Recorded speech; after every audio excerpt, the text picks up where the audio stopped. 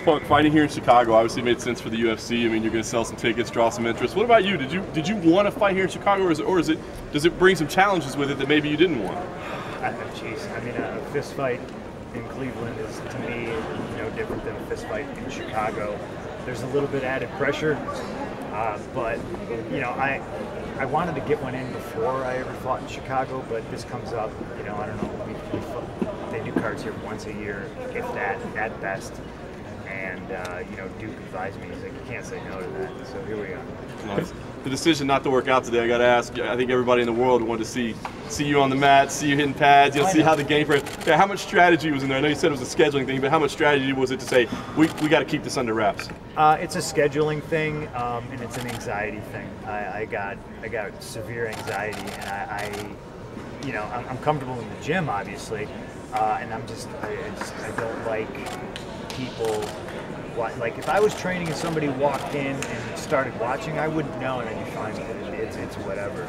But as weird as it sounds, like I'll be fine fighting, but just the training, it's just, I don't know. I'm like a weirdo. I was gonna say, how's it different? I don't know. It just is. And can you just pro wrestling in so many different cities for so many different years? I know, wrestling in front of hundreds of thousands of people in my underwear, but it's just different. I have anxiety. It's a thing that, I mean, I barely go to punk shows anymore, because like being in a crowd of people, I'm just kind of like, this is starting to freak me out now that I'm talking about it. Like, Duke wasn't here too, and it's more or less, I definitely want to get one in with my team in a little bit, like right at 9 when I'm scheduled to fight. Is anxiety something you deal with in day-to-day life? Unfortunately, a lot of different things? Yeah, unfortunately it is, and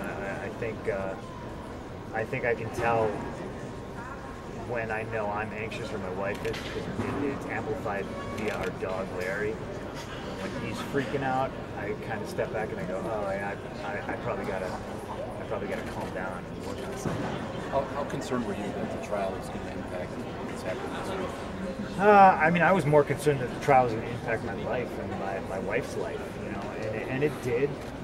And I just try to find positive ways that it impacted it. It made me more hyper-focused on the fight, believe it or not. It made me more conscious of every minute of every day. To wake up and train, to go take care of business in court, to spend after hours with my lawyers, to go back home to train again. It was difficult, but it was easy because I could compartmentalize it enough, and it was what I needed to do to get to this point. So Saturday, I know I did all the hard work. Have you gotten any messages of encouragement from Duncan Keith or any other friends on the Blackhawks leading up to this fight? No, I haven't. A lot of them aren't super huge MMA fans, you know what I mean? So I haven't gotten. I'm sad now. I didn't get a message from Maybe I will now. No, I haven't. They're busy doing their own thing, and they're hopefully enjoying some downtime. There's a lot of tired legs on that team, so hopefully they're enjoying themselves. You expect them to bounce back next year? I do expect them to bounce back next year, just like I expect myself to bounce back on Saturday. What do you make of the way Mike Jackson promoted this fight? Doesn't want to call you CM Punk, is kind of talks the smack a little bit. He doesn't want to call me CM Punk. Only wants to call you Phil Brooks. Cool. I don't know. I don't pay attention to it, and I think the people, the fans who are angry that people call me CM Punk or I use the name CM Punk are the same ones who couldn't tell you what Crow Cop's real name is, that call a man Korean Zombie, and they refer to Quentin Jackson as Rampage. So what the fuck's the difference? Speaking of your nickname, were you surprised at how many headlines came out when you revealed what it actually meant? That seemed like a bigger deal than the trial. People are strange, man. They whatever they think is interesting. A lot of times I don't, but I mean that wasn't a secret. That wasn't like a. It was a big deal on that. I thought it was Chuck Mosley. Sometimes it is. Sometimes it is. Ronda Rousey is a good friend of yours. Have you imparted any words to her about her wrestling transition? The only thing I've ever told her was to just have fun. I don't know what it's like back there in this current environment. I know she'd probably get treated differently, just as like I know I get probably treated differently here. The only thing I ever told her was just, I know you probably got a lot of people telling you, do this, don't do this. I said, just whatever you do, when you go out there for wrestling, make sure you have fun. Period. Did you watch her match at all? Or? No, I did not. No.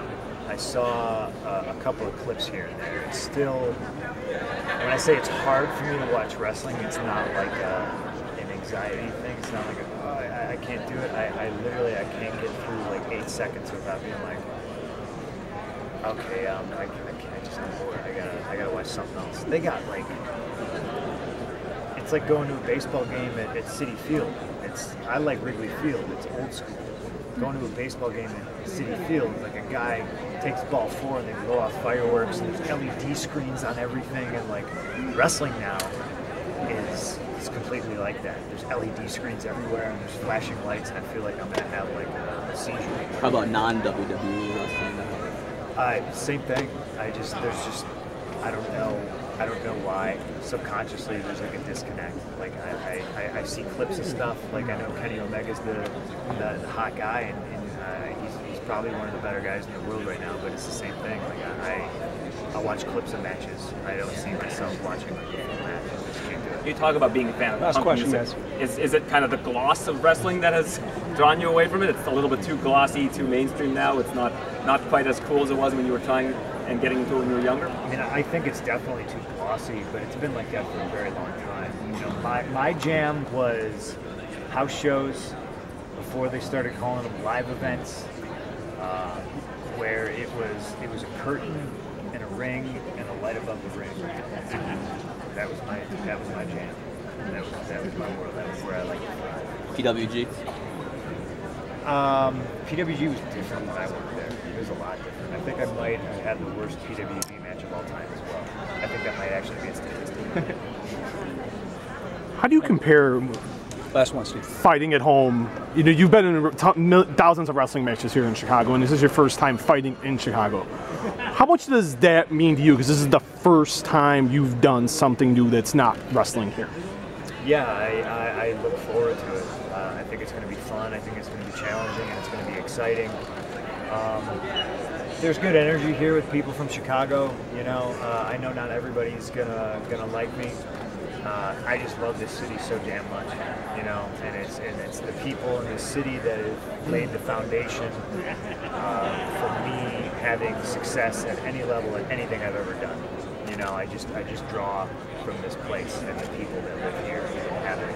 It's just, I don't know. It's just something about this place that I've always just been, you know, drawn to. I'm fortunate to come from here, and I will rep it until I die. Thanks, guys. Thank you.